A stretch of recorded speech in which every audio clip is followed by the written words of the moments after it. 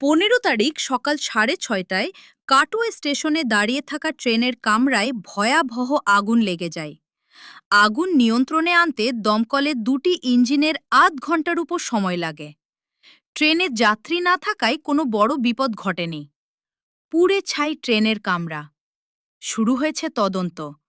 কার গাফিলতিতে বা কী কারণে আগুন লাগলো? 5টা নাগাদ আমাদের অফিসে একটা ফায়ার কল যায়।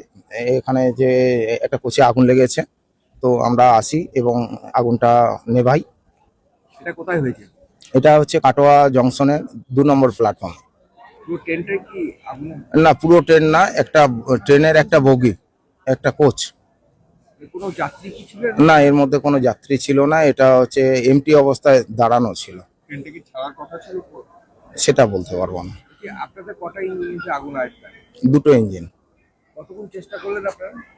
আমরা 1 ঘন্টা 20 মিনিট এখন পুরোপুরি পুরোপুরি নেভে গেছে।